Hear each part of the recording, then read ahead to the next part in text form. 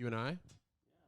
Yeah. All right, dude, pick up your microphone. Let's start this thing. All right, we're starting. What is up, everybody? Episode 210 here of the Ted Jones World Podcast. We have my videographer, aspiring young comic, Shui Fier. Shui, let's clank these microphones, brother. Clink it up. How are you doing, Shui Fier? How's everything, Mao? Doing so good. You're doing so good. You were just Very in well. Atlanta, your hometown. Yes, sir. Just got back. It was. What were you doing? I was visiting family, working remote. Yeah. Yeah. Just hadn't seen them in a while. Got to spend time with the fam. Nice. You know, it's always good. I don't know. do you have any sisters? I did. You did? I did. Oh, my. She passed away. Oh, I'm so sorry to hear that. Yeah, this got deep fast. Oh, wow. It Right. did just get super deep really fast. So Yeah. Shui came over. We'll get a little bit less deep. Shui came over to do a behind-the-scenes interview, getting to know Ted Jones Part 2. But, bro, I feel like you and I met super fast. We met at Gotham Comedy Club, by the way, one time. This kid was performing, and I was there for the show. We started to get to talking, and I found out that Shui does video, does great work. What's your Instagram, by the way? Just shout it Shui out. Fier. So we met. And, dude, that was probably like, what, 2.5, 3 months ago now? Just Something about. like that. Yeah. And you become a very reliable person to just do some freaking content stuff with, man. So that's been great. Yep. Content is king right now. Absolutely, bro. So just kind of, I guess, let the viewers and listeners know how you moved to New York and what you've kind of been doing here. Because, I mean, you've been in the game a few months now. Yeah, I mean, I've been in New York now for a number of years. I came here for college. I went to a small Jewish school called Turo in Queens, and I was studying psychology. I was going to be a psychologist, applied to like PhD programs and everything, did the whole spiel, which sucked. Got my first job out of college at a school. COVID hit, and I sort of realized, oh, I don't want to deal with other people's emotional issues. It's just too exhausting for myself. And so I hit this like wall and just didn't know what to do or where I was going to go with my life. Yeah. And COVID was a good time to think about all that stuff. For sure, dude. Yeah. Yeah. And then I came up to New York to clean out my apartment up in the Washington Heights in the Bronx. Yeah.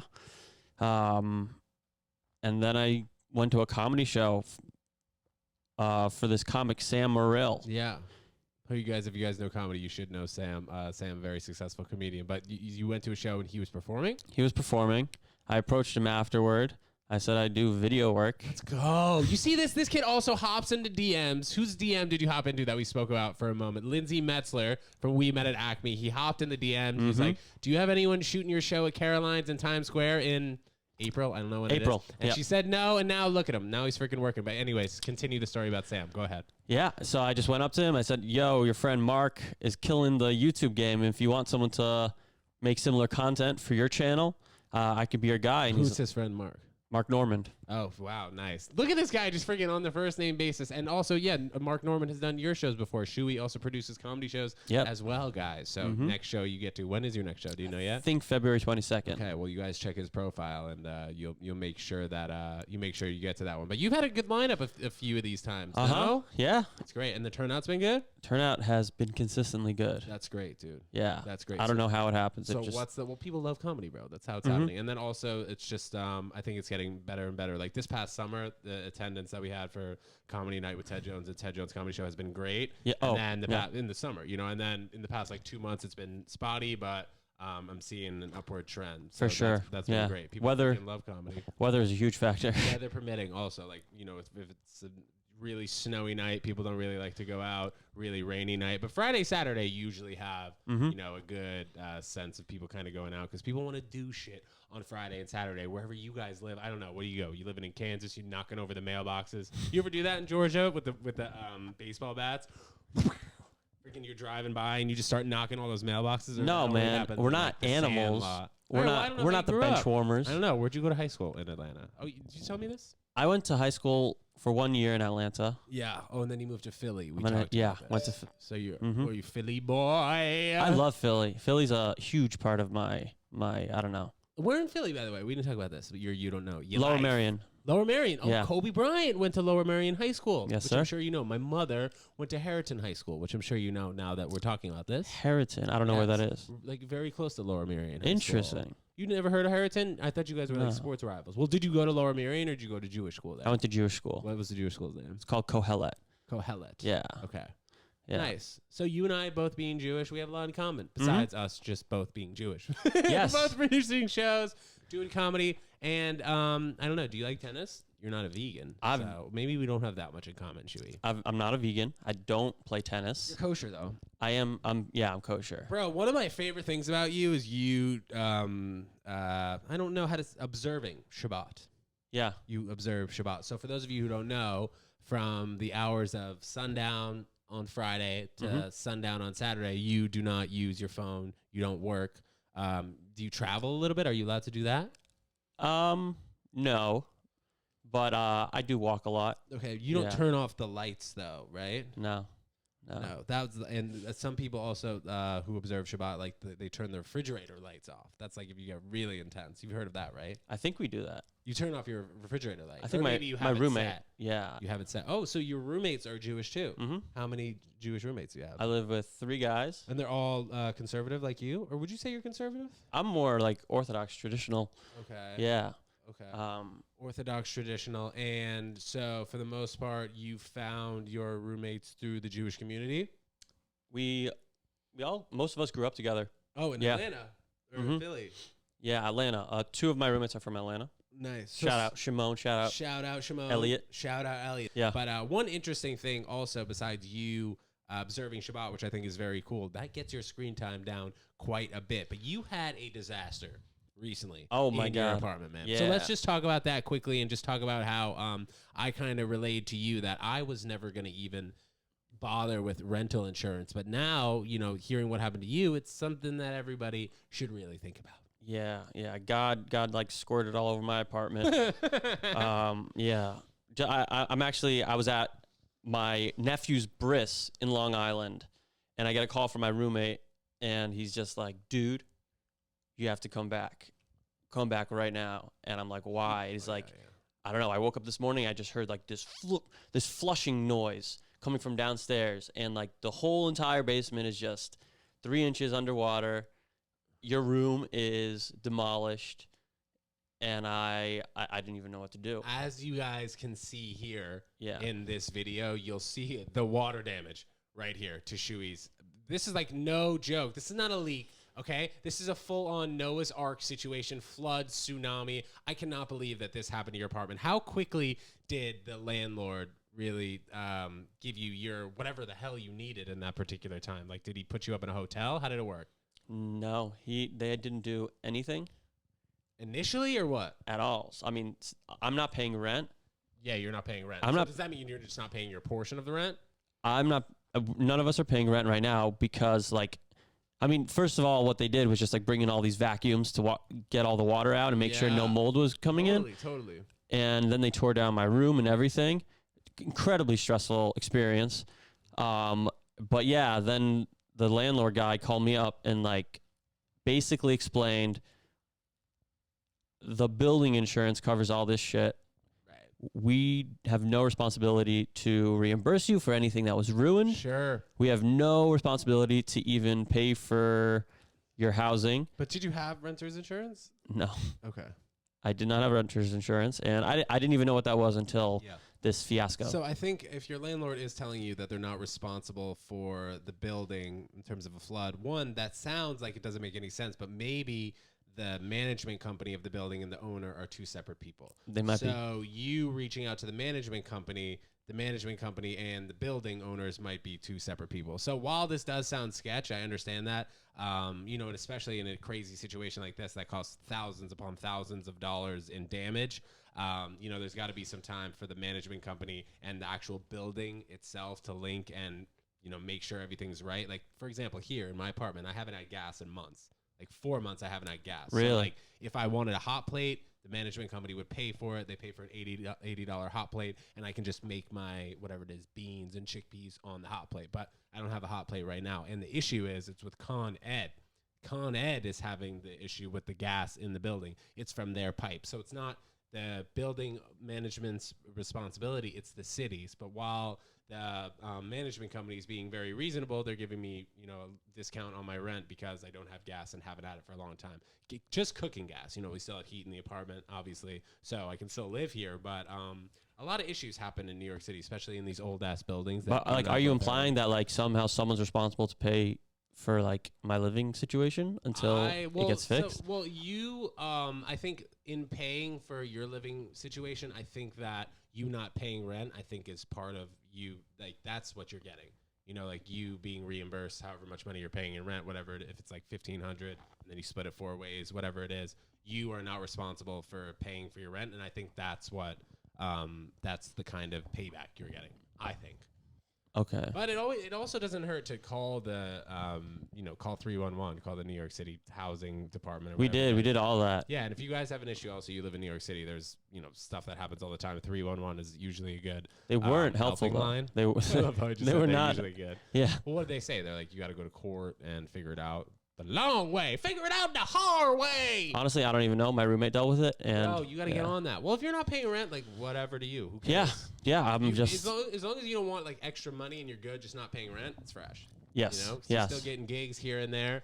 You know, obviously we're working together. I know you're working outside of just us too, speaking with other comics. But I also want to, you touched on this very briefly in the beginning. I want to stress the importance, guys, of reaching out to people in the DMs. All right, sometimes you look at the Ted Jones Comedy Show lineups, you look at the Comedy Night with Ted Jones lineups, and you're like, how did Ted get these comics to do the show? Like, does he know these comics personally?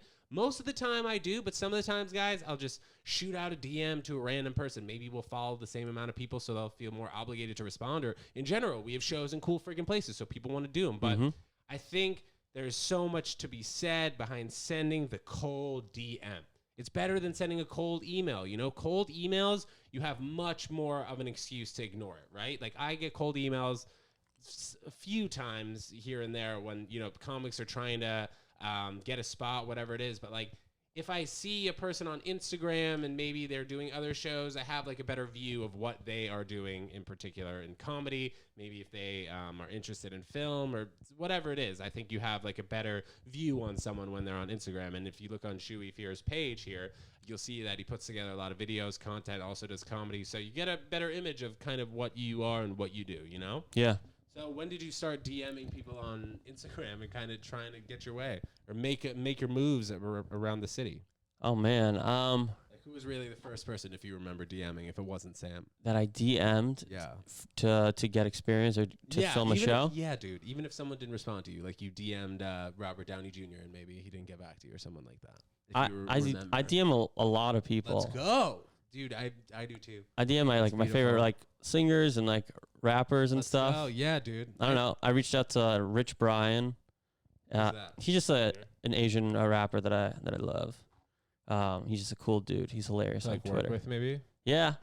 Or just saying like appreciate your work. I've also like wanted to work for 88 Rising, which is like their dope label. So I don't know. What Ted was saying. Don't be afraid of the email. Don't be afraid of the DM, because like especially people need stuff to get done for their companies, for their businesses, for their brands. And if you offer like, this is what I always do. I just say, hey, I'd love to film for you for free the first time. If you like my services, feel free to pay me the next time. If you don't hire me again. You mentioned the next time and paying, or you just say, I would love to do it for free? I usually start with that. So you start I would love to do it for free, but you don't put that back end part of the paying, do you? Do you say that in the first message, or you say, I'd love to shoot you? I'll talk to them about it in person usually. Right. Yeah. Because you don't want to maybe just like jump the gun and be like, look, I'll do it for free, but you better hire me the second time. It's more of just like, look, it's going to value me because I'm going to be exposed to this cool shit that I hopefully get to do for you. And then it values you because you're getting it for free. Second time, if we want to do it again, great. If we don't, great. Whatever. We'll get it to getting the next person's set or whatever it is. Yeah. But then I started like producing these shows. Yes. Then like you have to like DM comics. Absolutely. And you're seeing comics wherever when you're at the stand, and my shows are you're at another comedy venue. You're just DMing them. You do it in person for the most part, or no? I mean, I talked to Eric Andre last night. Where? at the stand. He was at the stand? Yeah. That's hilarious. Yeah. He might do my show on February 22nd. Let's go. That's a good get, man. Yeah. Also, All right, Ryan Long. Ryan Long. Okay, cool. You did Ted Jones Comedy Show, I think, like 2 months ago. He was on here? He was on the Ted Jones Comedy Show, not the podcast. Oh, okay. He did our comedy show. Is he on the next one? Did I not see that? Which date? I don't know. What's today? Today is Monday, February 7th. Tonight, we have the Ted Jones Comedy Show, 7 p.m. Shui's going to be there shooting some freaking vid. And then we have comedy night with Ted Jones this Thursday at 9:30 p.m. at Asylum NYC. Hopefully you'll be there. We'll double check your schedule. But guys, 2 comedy shows this week. I cannot wait. And you guys just check the link in this YouTube video, Instagram. You're watching this on Spotify. Hello. Yes, we have video on Spotify. Very exclusive. Very great. Thank you so much, Spotify, for the opportunity. And, just stay linked in with TEDJONESWORLD. But yeah, you check the link in the bio. And All right. I usually have those lineups up there like 2.5, 3 weeks beforehand. So Good. we're moving and grooving. And then, as I told you before we got on here on air, but I've told you guys listening and watching, I'm going down to Florida, President's Day weekend, and opening for Hannah Berner down there. So that should be super exciting. I'm excited crazy. to get down to Miami. My dad's down there, so I'll stay with him when I'm down there. Nice. Yeah, man. Looking forward to it. Hopefully I work with her too. Yeah, absolutely. Great girl. I told her, it was funny, like, she has made the transition from reality to doing something Was she on completely Bravo different or something? in her career, like Cardi B. Yeah, she's on Bravo. She's on the Summer House. Gotcha. So I had seen like a few episodes, maybe like season 2 and season 3, but like I haven't really kept up with it. And then I think she did 3 seasons, Wow. if I'm not mistaken. But bro, they wanted me to do that show. I know. They asked me to do that show. I was wondering, 2 was that the separate same times. show? Yeah, yes. 2 separate times. And like at the time, bro, like I was working for my dad. Who asks you? So like producers, like were in my DMs, no joke, on Instagram and How do they Facebook. know you? I think just like seeing people who grew up in the city. This person knows that person. Oh, who's that guy in the picture? Whatever. But like at the time, as I was just saying, I was working for my dad. So I knew that the image that was going to be projected of me on TV was like, oh, look at this rich kid working for his dad's company. So that's not what I wanted, man. You know, like Dude. I didn't want camera following me and like, oh yeah, like, oh, he works for his dad. Oh, nice. Go look at him take out the trash at his dad company. Go look for him freaking getting coffee for his dad or making a fax for his dad. I didn't want that. Okay. So if it was something that was like, oh, it's following Ted Jones to comedy shows, the vlogs, the podcast, that's a different story. Yeah. But I just didn't feel like I was me at that point. You know, I didn't want them to come into the family office and film me make Excel spreadsheets. Is that for what my they do? dad's Amex bill. Well, yeah, that's what they would do. Like on this particular show on Summer House. I mean, I have not watched it in a while, but I mean, they just follow these young adults, I guess, in their 30s, late 20s, and follow them around, and then they all go together to a summer house, and then obviously there's a lot of drama because any reality show needs a lot of drama. Dude, I feel like I'd be like the Antichrist on like one of these reality shows. Yeah, I couldn't really see you on a reality Just show. 'cause of You're how- too like even keeled. Yeah, I'm very level-headed. Yeah, you would not blow up fights, like stuff like that. I They'd feel be like- all right, Shui. Well, somebody said something bad about your religion. Yeah. Like, what? Not even. And it's like everyone's entitled to their opinion. Yeah. You grab the camera. You're like, all right, boys, let's actually focus on how to shoot here. Like I'll have my like secondary TV show happening at the same time. Yeah.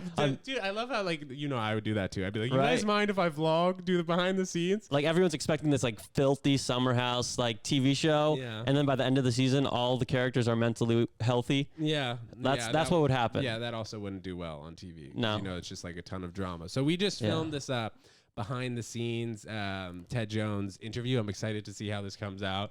Shui taking full directorial lead over this. It was like a intro to the apartment, the studio, kind of a little background on what my life has been like the past 30 years. Because as you know, I am 30. How old are you? You're 26? 24. 24. So Shui a lot younger than me, but hey, you know, he's grinding and I appreciate it. So I don't really care about ages. You know, as long as you're 18 and up, you know, maybe something could happen.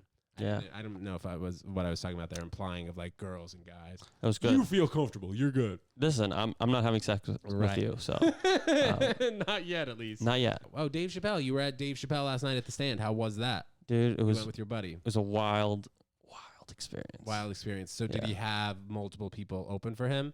So I was at the stand on Wednesday night when Chappelle was there. Okay. I didn't go downstairs and like check him out. It was a madhouse at the stand. For those of you who Crazy. don't know, we're doing this stand comedy show, Ted Jones Comedy Show tonight. So get there, okay? But anyway, I saw Chappelle on Wednesday night. Didn't stay for his set. It was a madhouse. You went last night, Thursday. So tell us about it. Mm-hmm.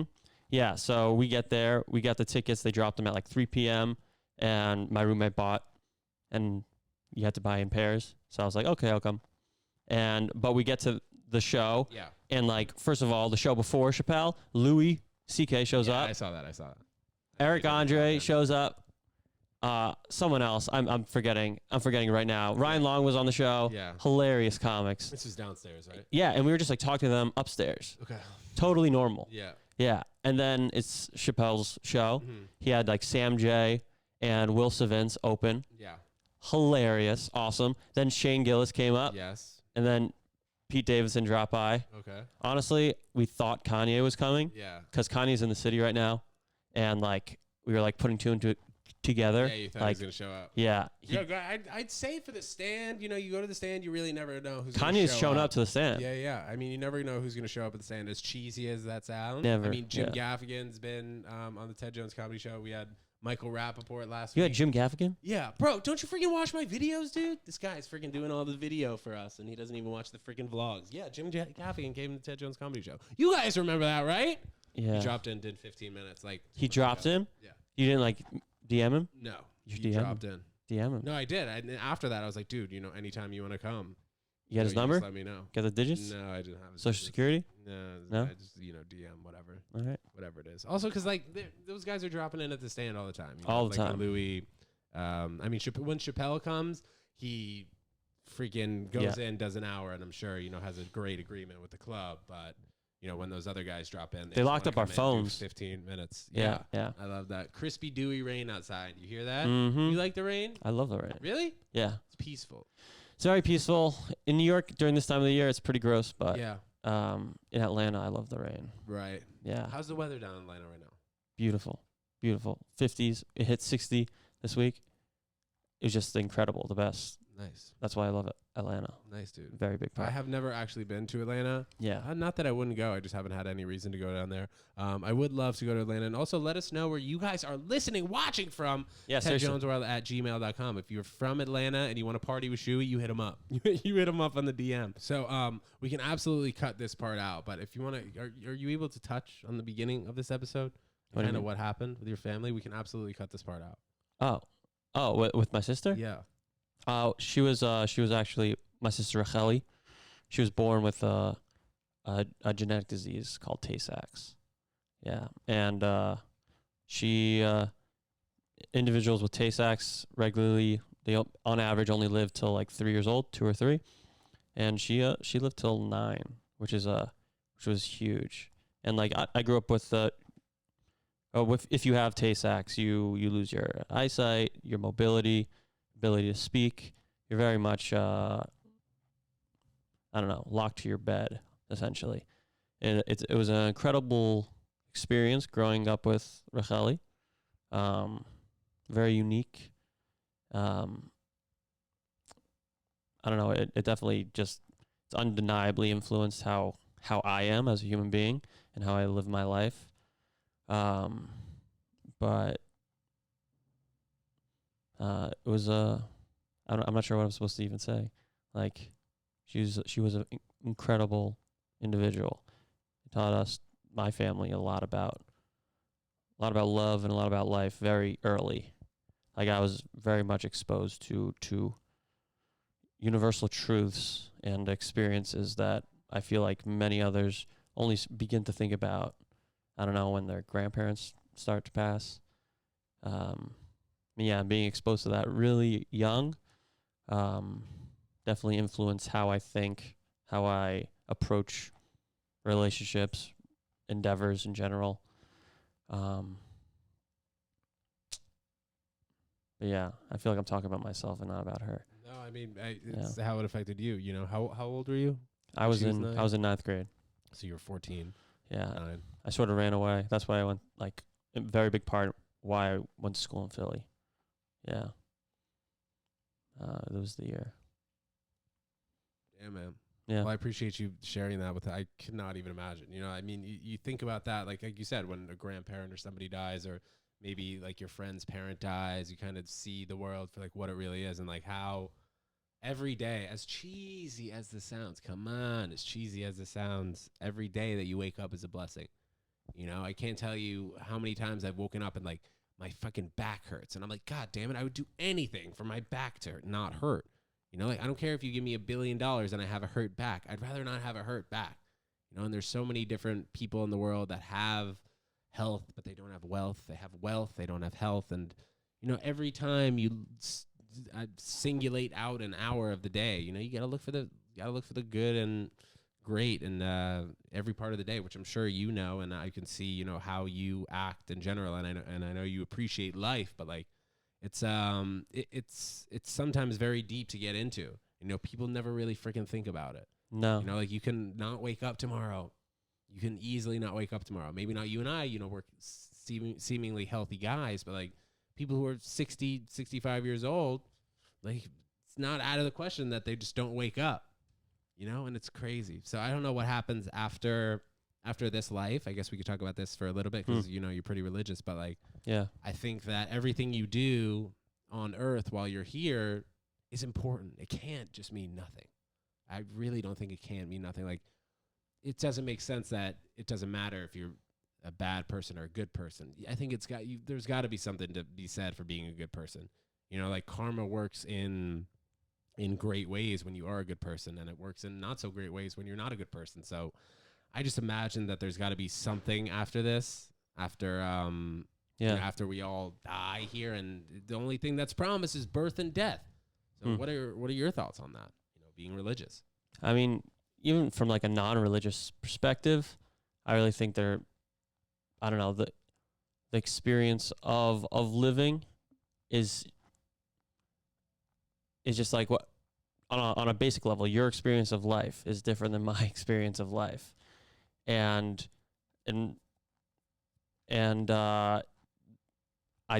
think I don't know, I don't want to make any crazy arguments, but the very fact that we can't step out of life and analyze it in a really true way because we're in it almost implies that there's something beyond, or something that like we'll never have the answer to. Simulation of time. Maybe or just like this is we read the world through our brain, so we'll never be able to leave this.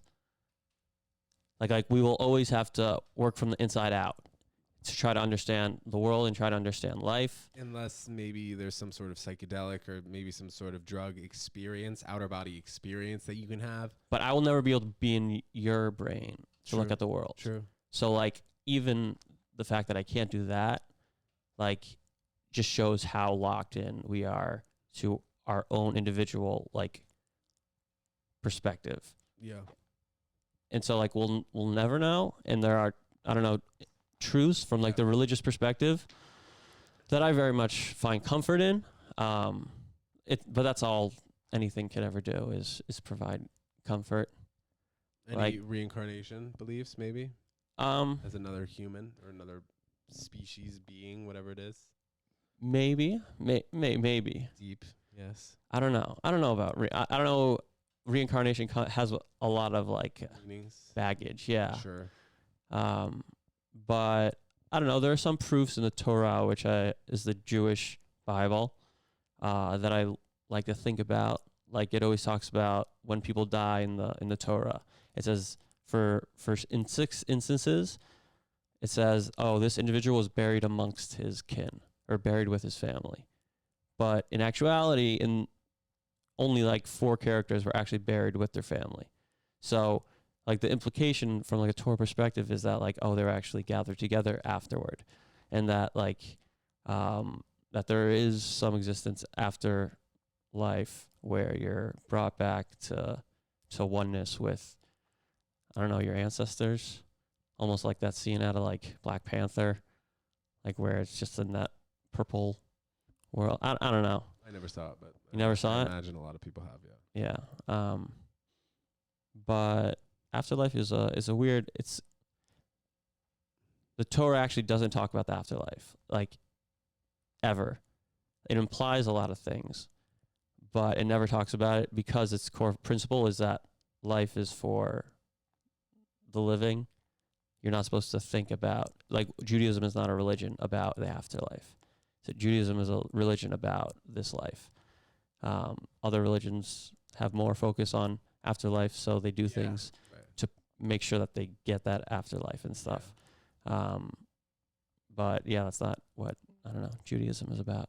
I mean, I'm sure you guys know. I went to Hebrew school. I spent my years of probably when I was like 8 years old to, I guess, through my bar mitzvah, I went to Hebrew school like twice a week. Really? So I definitely learned a lot about that. But I mean, when you're that young, you know, you're not really paying attention that much. And then also, like, I mean, when I had my Torah portion, I memorized my Torah portion. Really? You guys. I did, yeah. Yeah. Amen. Vayisa Yaakov, Raglav Vayelech, Artav Beneked, and Vaya, Vihine, Vael Basadeh, Vihine Sham, Slosha, Reison, Si Aleha Ki, Min Habaer, Ha'i, Hashku, Hadivarim. This is impressive. I don't remember my bar mitzvah. Well, that's because it was just like ingrained in my brain. It's crazy. Yeah. But you know how to read Hebrew? Mm-hmm. Yeah, I knew how to kind of read Hebrew, but like that's why I had to learn it. I freaking just memorize it. Crazy. Like now I still remember it 17 years later. Wow. Crazy how the mind works, man. But how are the ladies treating you, bro? The ladies have been, it's been good. Yeah. Yeah, I started going out with this very nice lady. I know that you had a date the other week. Was this the same girl? Imagine it isn't. Oh my God, it is? I think so. Okay. Yeah, that was like That's 3 weeks ago. We were filming that vlog over there. Okay, good. Yeah. So this is date number what? I don't know. Probably like 6 or 7. 6 or 7? Jeez. So you gonna ask her to be your girlfriend soon? Hopefully she's not listening. I don't think maybe she is. That'd be cute. I feel like we don't ask that anymore. I feel like at some point you gotta be like, well, you know, I'm not seeing anyone. Well, saying something like that. It's already implied, I feel like. Oh. Yeah. I don't know though. No? I think you gotta get in there with the words and be like, I'm not seeing anyone else. I'm only seeing you. Like, are you kind of only seeing me? And I think that's where it gets implied. You got to talk about the outside perspective, maybe. Maybe. But if you feel comfortable and you feel like it's I'll definitely address it. I'll bring it up. But it's been going well. Listens to this. Yeah. It's been going well though. Good. Yeah. And she's from New York. She's from Atlanta. Oh, so you know her from Atlanta? I didn't know her when I grew up. Yeah. Growing up, I did not know her, but yeah, she grew up a couple streets down from me. Whoa. We went to the same school. Nice, dude. Yeah. That's great. She's 2 years older than me. Let's go. Yeah. Cougars. All right, cool. I prefer the younger women at this particular time in my life. But we'll see. I mean, you know, whatever. I'll take whatever the Lord throws at me, right? Mm-hmm. So, Shui, dude, thank you so much for hopping on the couch. This was last minute. Dude, this is great. This is not real. Yeah. You got to do this again. Yeah, dude, absolutely. But guys, Shui Fier, you need anyone to friggin' shoot video for you? Don't hit him up, all right? Because he's freaking busy. No, I'm just kidding. I'm busy. I'm kidding. But you know, dude, whatever you want to say, why don't you plead to the people? Let them know. Let them know what's on your mind for the last words here on the pod. Oh, okay. Wow, what putting me on the spot. Yes. Yeah, I like the spot though. Yes. Like the spot. So what's on the agenda for you for the next 3 years living here in New York City? Man, I would like to ultimately leave my current day job. Yes. I'd like to transition into a more creative field that allows me to bring innovative ideas to either music, to film, or to like advertising. I would love to keep practicing stand-up comedy. It's a real hustle. I also want to maybe get into that thing that we were talking about earlier, like maybe creating content that's more, I don't know, mental healthy, very spreading positivity and wellness. Absolutely. Through like, I don't know, real inspirational videos. Because I feel like that's my natural space. And comedy is like a practice, you know?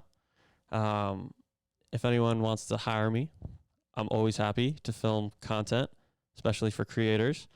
You can follow me at Shui Fier, ShuiFier on Instagram. Come by for Shabbos. I'd love to have you for a Shabbos meal. Dude, I gotta come. Yeah. Figure it out one day. I definitely have to come. Yeah.